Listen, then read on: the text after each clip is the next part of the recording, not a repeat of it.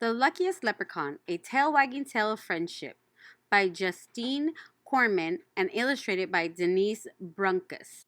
Mackenzie O'Shamrock, at your service, but you can call me Mac. I'm a leprechaun, and I don't care if you believe in me or not. Get too close, and I'll show you who's real with my hammer. I may be small, but we leprechauns are not to be trifled with. There, now that's settled, pull up a toadstool, or a chair if you're too big, and I'll tell you my story. I was born beneath a fairy hill back when time was new. Ever since, I've been making shoes for the fairy folk and guarding my gold from greedy people. Treasure hunters have to get up pretty early in the morning to get the best of Mackenzie O'Shamrock. And since leprechauns work at night and sleep during the day, I'm up much earlier than most. Nope, they haven't made the human yet who could outsmart me. Then people found a new way to boil my potatoes. They stopped believing in leprechauns. They believed in all sorts of nonsense. But the little man making shoes beneath their very own hedge couldn't possibly exist. It got so only children and oddballs like Professor Chester believed in me. I didn't need people anyway. I had a nice home under a tree in a quiet park, as long as I had my gold and my work. This leprechaun was content. Every night I cobbled for the fairies, since all the little things do is dance and lose their shoes. Business was steady. Every morning I'd pack away my tools and curl up in my cozy bed. And that's just what I was doing one fine morning when I heard a horrible scratching overhead. Dirt poured down on my favorite armchair as a pair of giant paws burst through the ceiling. My thimble collection clattered to the floor. I grabbed my hammer and ran outside to see who was wrecking my home. I expected a goblin or some other horrible monster.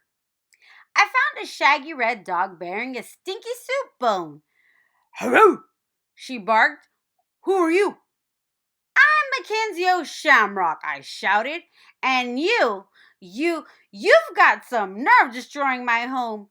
You'll not be stealing my gold, you mangy mortal. So just take your bone and go." "I'm sorry. I didn't realize anyone was living here," the dog said. "Is that your gold? It's very pretty." "Go! Shoo! Get lost!" I shouted. The dog didn't budge. Shaking her head, she said, "I feel terrible. I've got to make this up to you. I'll fix your house. I'll be your guard dog." "I don't need a guard dog," I said. "But you must need a friend. Everyone needs a friend," the dog said. "My name is Lucky. What's yours?" That made me even madder. "Mackenzie O'Shamrock!" I yelled. "Oh, that's right. You did tell me," Lucky replied. "But that's so much to remember. May I just call you Mac? I hope we'll be friends. Everything's more fun when you do it together. Don't you think? Just the other day, Lucky would have gone on like that for hours, but I told her to go away and stay away. Apparently, stay was the only command the dumb dog knew. From then on, wherever I went, there was Lucky. She was slobbering over me when I woke up at dusk. She was on my heels while I gathered cobwebs for thread. Lucky even tailed me when I made my deliveries to the fairies. And she always had a cheerful word or 100. It drove me nuts. That dog was even happy when it rained. "Rain is where rainbows come from," Lucky said. "I love rainbows, don't you? I could chase them all day." "Why don't you go chase them so I can get some quiet around here?" I growled. After a while, Lucky learned not to talk so much, especially when I first woke up in the evening. I won't say we became friends, but she got to be slightly less annoying.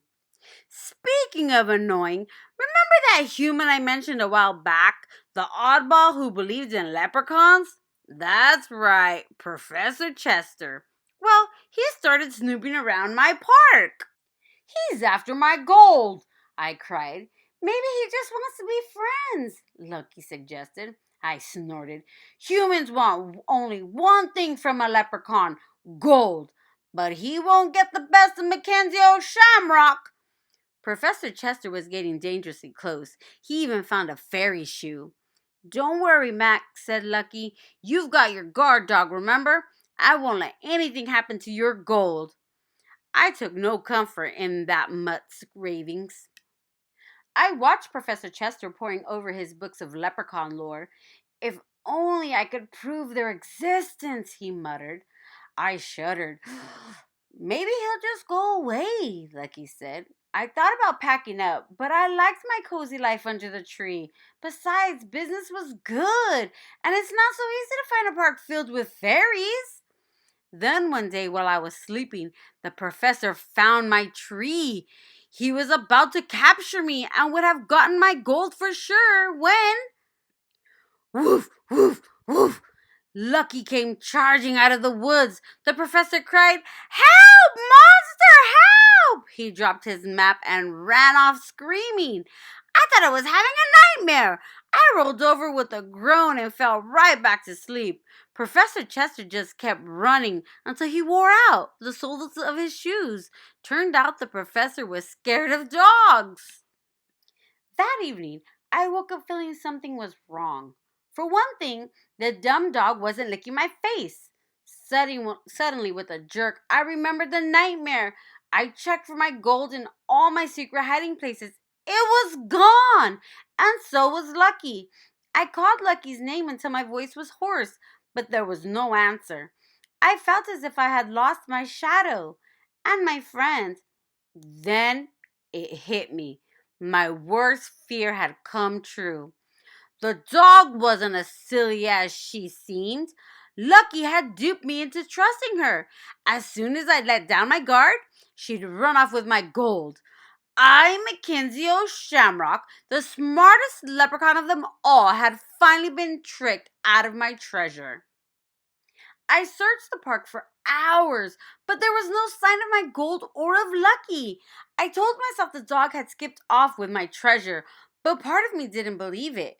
One minute I was furious. The next I was worried.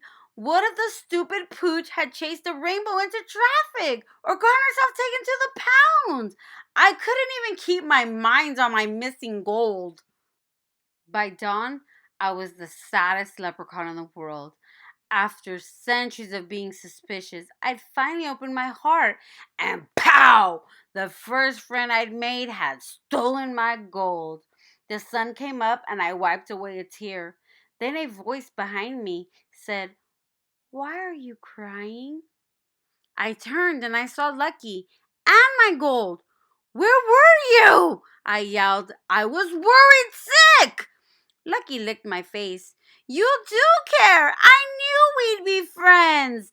I wiped the dog's slobber from my face and grumbled, "I was worried about my gold." Lucky explained that she'd seen Professor Chester nosing around near my tree. After she chased him away, she'd hidden my treasure in the tool shed, just to make sure it was safe. Then, worn out from the excitement, she'd fallen asleep.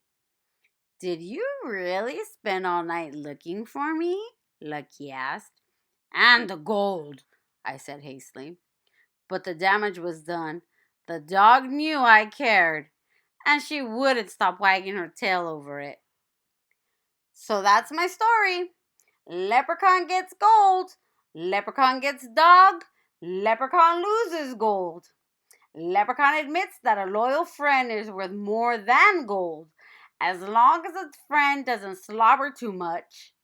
Now, if that isn't a tale worth telling upon a toadstool, I'm sure I don't know what is.